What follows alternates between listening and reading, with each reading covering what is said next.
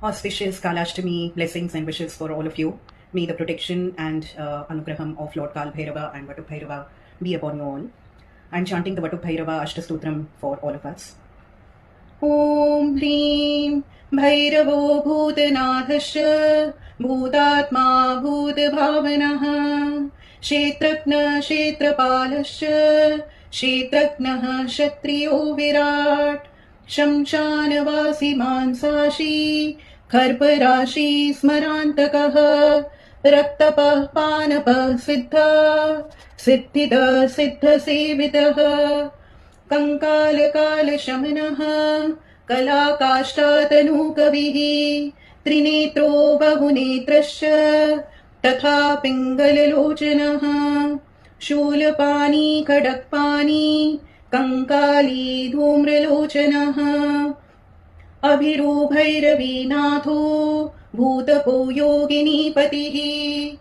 धनदो धनहारी च धनवान् प्रीतिवर्धनः नागहारो नागकेशो व्योमकेशो कपालभृत् कालः कपालमाली च कमनीय कलानिधिः त्रिलोचनो ज्वलन्नेत्र त्रिषि सखी च त्रिलोकभृत् भूताध्यक्षो पशुपतिः भिक्षुक परिचारकः धूर्तो दिगम्बरः शूरो हरिण पाण्डुलोचनः प्रशान्त शान्तिद शुद्धः शङ्कर प्रियबान्धवः अष्टमूर्तिनिधीशश्च ज्ञानचक्षुस्तपोमयः अष्टाधारः षडाधारः सर्पयुक्त शिखी सखः भूधरो भूधराधीशो भूपति भूधरात्मजः कंकालधारी मुण्डी च आनत्र यज्ञोपवीतवान् जृम्भणो मोहनस्तम्भी मारणशोभनस्तथा शुद्धनीलाञ्जनप्रख्यो दैत्यः मुण्डविभूषितः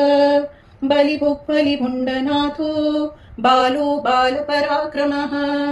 सर्वोपत्तारणो दुर्गो दुष्टभूतनिषेवितः कामी कलानिधिकान्तः कामिनी वशकृत्वशी जगत्रक्षाकरो